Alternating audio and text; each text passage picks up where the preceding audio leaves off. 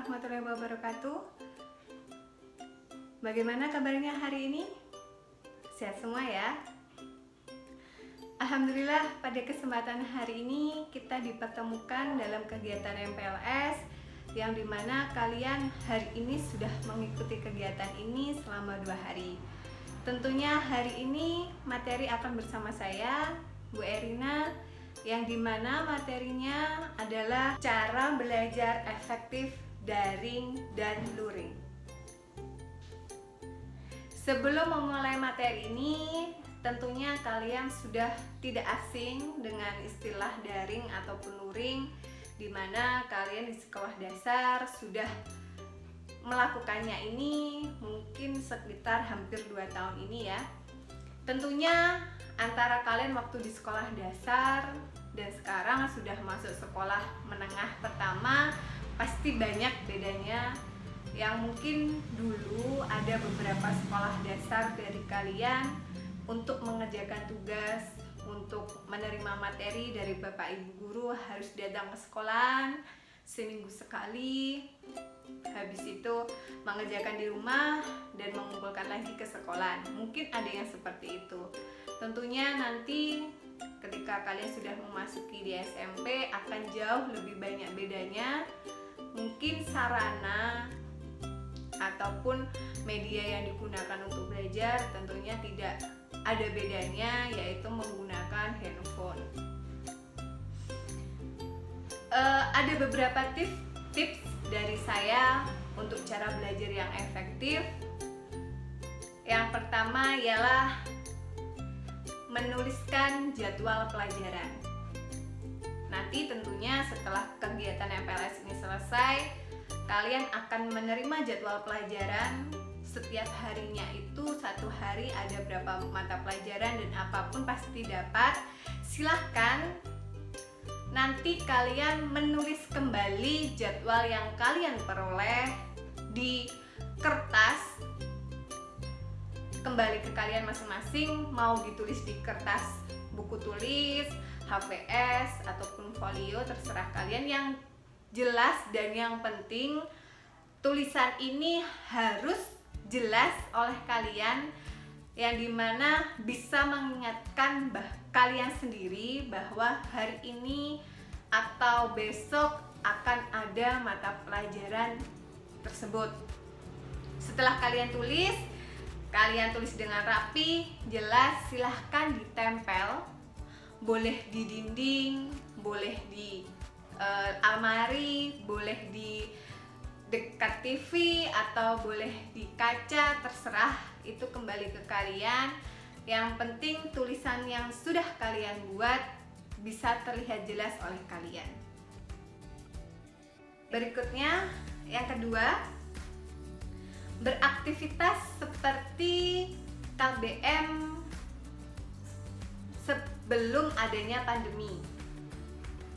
Seperti mungkin waktu kalian kelas 4 SD. Jadi berangkatnya jam 7 pagi, jam masuk jam 7 pagi, pulang jam 12. Kalau di SMP pulang jam 1 lebih.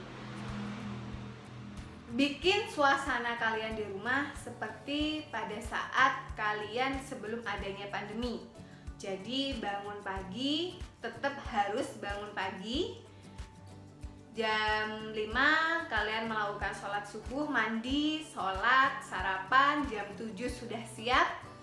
Kalau kalian biasanya jam 7 kurang sudah berangkat ke sekolah, artinya sekarang untuk daring kalian sudah siap untuk menerima materi ataupun tugas dari Bapak Ibu Guru, yang mungkin nanti jika masih pembelajaran dilakukan secara daring, kita akan melakukan pembelajaran melalui handphone, yang dimana akan memfungsikan media sosial yang ada, contohnya seperti WhatsApp ataupun Google Classroom. Jadi jam 7 kalian sudah siap dengan handphone kalian, melihat jadwal pelajaran yang sudah kalian catat, kemudian mempersiapkan buku paket yang sudah dibagi, buku tulis ataupun alat-alat yang lain yang perlu digunakan, dan yang paling penting adalah handphone. Cek pada saat itu jadwal pelajaran apa, silahkan dibuka mungkin GCR-nya, WhatsApp grupnya, ada pemberitahuan atau notification dari Bapak Ibu guru yang mengajar atau tidak. Seumpama hari itu ada materi atau tugas yang masuk, silahkan untuk mengerjakan tugas ataupun membaca materi yang sudah diperintahkan oleh Bapak Ibu guru. Tentunya kalau sesuai dengan kegiatan belajar mengajar seperti sebelum ada pandemi, harusnya kalian tetap standby dengan handphone kalian jam 7 sampai jam 1. Dimana artinya jam 7 sampai jam 1 kalian tidak boleh keluar dari rumah untuk bermain atau bersosialisasi dengan temannya atau main game, itu tidak diperbolehkan. Karena nanti akan menghambat kalian untuk mengerjakan tugas atau menerima materi. Untuk menunjang kalian, tips saya yang kedua, saya sarankan malamnya silahkan dari diri kalian masing-masing untuk membatasi keluar malam. Karena yang terjadi biasanya anak-anak itu karena merasa bahwa sudah tidak pergi ke sekolah, padahal masih ada kewajiban kalian besok paginya untuk standby tetap walaupun di rumah memantau kegiatan belajar melalui handphone. Malamnya pergi, biasanya kalau cowok itu ke warkop, pulang malam, bahkan pulang ada yang menuju subuh, besoknya habis itu ngantuk, tidur, dan besok paginya bangkong, ketinggalan pelajaran, tugas menumpuk. Ini sangat tidak efektif. Jadi jikalau ingin belajar yang efektif, ya patuhi jadwal belajar kalian, otomatis nanti akan jadwal kalian bermain, jadwal kalian untuk berkegiatan yang lain akan menyesuaikan jadwal belajar kalian. Seperti itu. Baik, untuk yang tips selanjutnya, yang ketiga, yaitu atur ruang belajar kalian. Saya mengerti dan saya percaya bahwa di diri kalian pasti mempunyai tempat favorit untuk belajar. Ada yang di depan TV, ada yang di ruang tamu, ada yang di tempat tidur, ada yang di ruang tengah, mungkin juga ada yang nyaman di dapur sambil menemani ibu memasak. Bisa jadi. Ini terserah kalian mau belajar senyaman mungkin dimanapun, asalkan ya tadi mengikuti jadwal pelajaran yang sudah ada di tips kedua, yaitu jam 7 sampai jam 1. Terus bagaimana Bu kalau semisal saya favoritnya belajarnya ada di depan TV? Tidak masalah, silahkan kalian atur ruang belajar kalian. Semisal jangan menonton TV terlebih dahulu sebelum pelajaran atau tugas kalian selesai. Tidak masalah di depan TV ya. Terus Bu kalau saya di tempat tidur bagaimana? Tidak masalah pun, asal kalian mengatur. Semisal saya sukanya kalau nulis itu di kasur, terus saya duduknya di bawah Bu, tidak masalah, asalkan jauhkan jangkauan dari yang bisa merusak fokus kalian. Contoh, kalau ada yang suka belajarnya di depan TV, ya TV-nya jangan dinyalakan dulu. Ketika mengerjakan, nanti kalau sudah selesai baru TV boleh dinyalakan. Atau Bu, hari ini ada 4 mata pelajaran. Yang kedua, ternyata tidak ada tugas, cuma materi saja, dan materinya disuruh membaca. Sedangkan waktu dalam satu mapel itu kan ada 1 jam.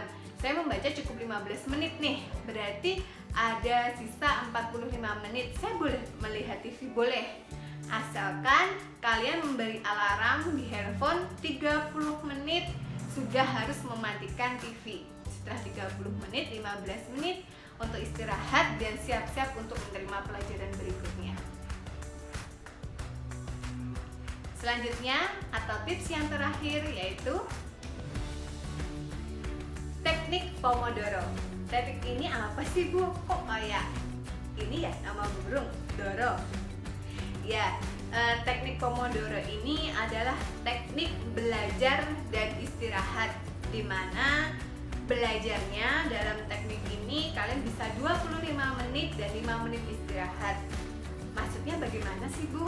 Ini dalam teknik Pomodoro ini yang mungkin bisa kalian gunakan dalam cara belajar yang efektif, yaitu 25 menit kalian boleh mengerjakan tugas, boleh belajar, boleh membaca materi yang telah ditugaskan, kemudian istirahat, berhenti untuk mengerjakan tugas, untuk belajar, untuk membaca, kemudian istirahat 5 menit. Istirahatnya boleh minum, boleh cemil, makan cemilan. Kalian kan biasanya sukanya snack, ciki-ciki, tapi jangan banyak-banyak ya ciki-cikinya. Boleh makan ciki dikit, atau mungkin gorengan yang sudah disiapkan ibu kalian. Boleh untuk istirahat 5 menit memanfaatkan makan atau minum seperti itu, silahkan. Nanti kemudian jika 5 menit ini sudah berlalu, silahkan kembali lagi belajar selama 25 menit, kemudian istirahat lagi, 25 menit lagi belajar, 5 menit istirahat lagi. Seperti itu terus berulang-ulang sampai kalian selesai dalam belajar. Terus bagaimana Bu cara biar kita bisa tahu nih kita belajar 25 menit sudah atau istirahat sudah 5 menit? Gampang, kalian kan sudah punya smartphone, Android, iOS ataupun sistem apapun boleh digunakan, atau mungkin jam tangan, asalkan ada alarmnya bisa digunakan, disetel 25 menit dan 5 menit. Jadi ketika kalian belajar silahkan disetel 25 menit, otomatis jika sudah disetel dalam 25 menit itu akan bunyi nada untuk berhenti. Kemudian kalian turn on kan lagi 5 menit untuk istirahat. Jika 5 menit sudah berlalu, alarm itu akan bunyi lagi, kembali lagi untuk belajar. Seperti itu. Baiklah, alhamdulillah sudah selesai materi kita hari ini. Sebelum saya mengakhiri, ada tugasnya sangat simpel dari saya, silahkan dikerjakan. Dan ini akan sangat bisa dikerjakan jika kalian memperhatikan atau melihat saya dari awal sampai akhir tanpa di skip ya, atau tanpa diloncat-loncat, pasti bisa. Apa itu tugasnya Bu? Tugasnya adalah silahkan dibaca, silahkan dikerjakan ya. Ya, begitulah tugas dari saya, sangat simpel dan sangat mudah, bukan? Ya, terima kasih. Kita sudah dalam sesi terakhir dalam materi ini. Semoga tips dari saya cara belajar efektif daring ataupun luring bermanfaat buat kalian, bisa membuat kalian lebih baik lagi dari sekolah dasar. Tentunya untuk masuk di SMPN 1 Keras, semoga lebih baik, ilmu dari saya bermanfaat. Akhirul kata, tetap semangat, stay safe, stay healthy. Wassalamualaikum warahmatullahi wabarakatuh.